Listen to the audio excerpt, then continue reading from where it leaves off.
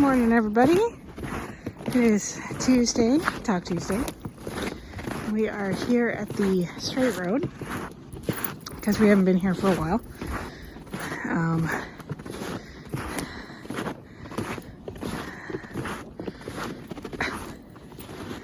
And there.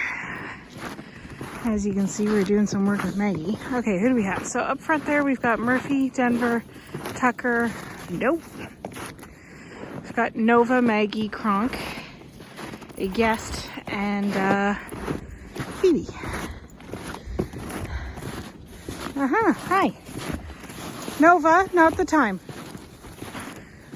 Go on. Nova, go. Good girl. Go on.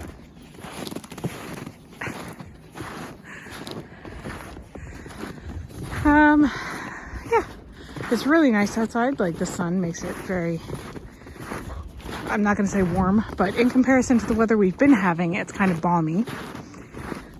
And I just realized the sound of the snowshoes is probably a thing. So sorry about that, but winter, this is a thing we do. And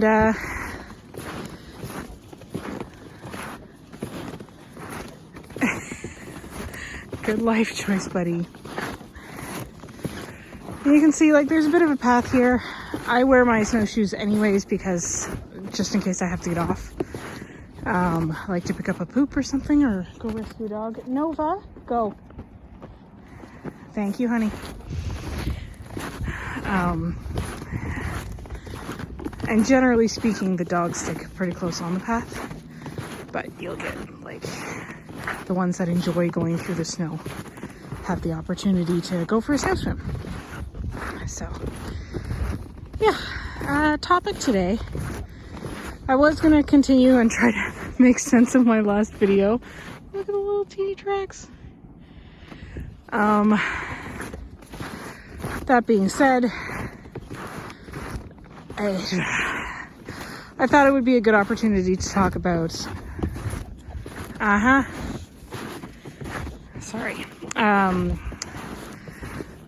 how training can sometimes, especially when you're training a puppy, be like 3 steps forward, 2 steps back, 1 step forward, 2 steps back. Like, they're going to test you. It's pretty normal.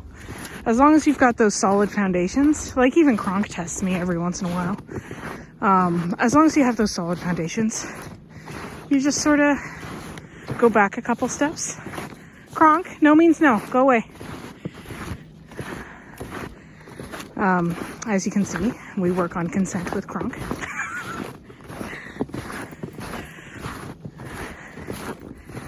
And you'll notice Maggie is staying pretty next to me. She's sort of the topic of this conversation because she's going through one of these things where our recall is not great and our listening ears are not great. So I basically just do a reset. So similar to what I would do upon having a new dog. Like, for the first little bit of walk, I had her on leash with me. Cronk.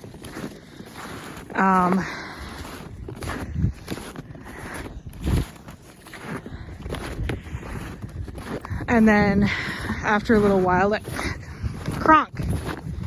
Getting tired of saying your name, buddy. Go on. Then a little bit into walk, we progressed to not being on her leash, but on the long line. And the reason she's like this is because I have the long line in my hands. So she only has about 30 feet that she can go from me and no further. And typically, like you've seen on previous week's videos, I don't really enforce it. Like, I have a long line on her just in case, but I don't strictly enforce the 30-foot radius, whereas today I am. And after a couple, and by enforce, all I mean is if I see she's about to hit the end of it, I just stop. And wait. And then when she hits the end of it, that's it. I just keep walking. And then anytime she's getting close to the end, I just stop. So very similar to what I would do if I have a dog that's pulling me on leash. Is anytime they're pulling or right about to pull, motion stops or changes or something. Like something to just break up the thought process. So she decided after a couple of those that she was going to stick a bit closer. And I'm not really giving her any guidance other than the leash pressure when she gets too far. I'm letting her make her own choice. This is also why I wear snowshoes, is when I get shoved off the path by dogs. And then like I will give her feedback if she's doing particularly well or if she's doing not what I want. See, and she keeps checking in with me for that feedback. But I really want to have her making those decisions. Like, she knows the correct decisions. This isn't new training to her.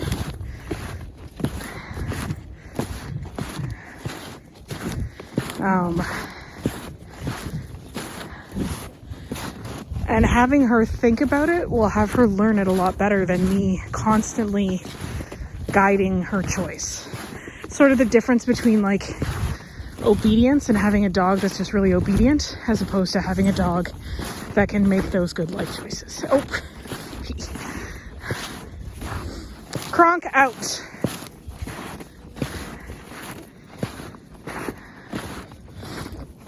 Because like the last thing I want with my pack dogs is to be constantly talking to them and yelling at them, and not at them, but like yelling to be heard, I mean, because they get pretty far, right?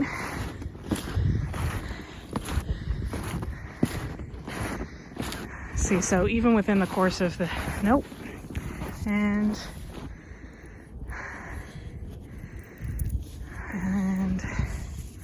hey, stop.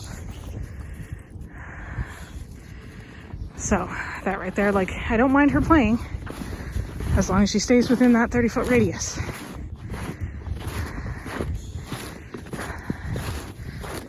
And pays attention. Like, when I stop, her head should pop up and look at me. And Nova's being a real challenge right now. Good girl, Maggie. Good girl, Maggie.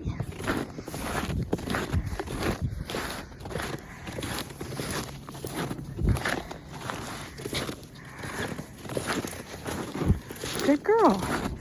So with that, it's working on impulse control. And this is, I'd say, if I could classify, like, Nova, enough. Now, that was because there's no playing, like, in my radius. So if the dogs are close to me, I'd say within, like, reaching distance, there's no, like, I'm a zone of safety. Anyway, so if I had to say if there was, like, one major problem with, like, dogs in the current Cronk, the girls don't want to play with you. He's like, lies. Cronk, go. It's confusing for him because she was really playing with him earlier, and he's like, I don't understand. Why don't you like me anymore? Cronk out. Thank you.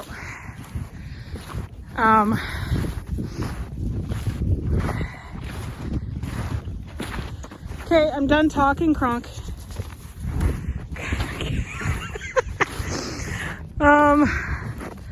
Yeah, if there was like one major problem with dogs nowadays, it's the impulse control. I don't know how that left.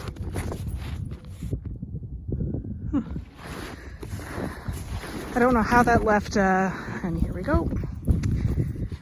Oh, she figured it out. Good girl. I don't know when that sort of left dog training culture, but it does not seem to be a thing that most dogs know how to do anymore. Cronk, seriously, dude. You're gonna get tangled in the line. All right, I'm gonna stop here because I have to pick this up. It is not our poop, but it is here, so I I need to get that. But yeah, that's basically what we're doing today. Impulse control on 2 fronts. Cronk.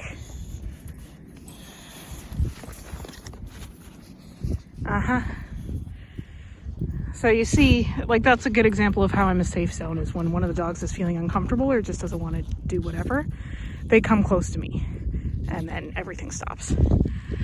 And a good example of Cronk testing me, right? Like seeing, oh, well, if I try it this way, is your decision going to change? If I try it this way, is your decision going to change? So the important part is to be consistent and that it never ever changes. Oh my God, look at Nova. Sorry, just look at Nova. Okay, so that's it for us today. If you have questions about this or any other video, you know what to do. Otherwise, we'll talk to you soon. Cheers.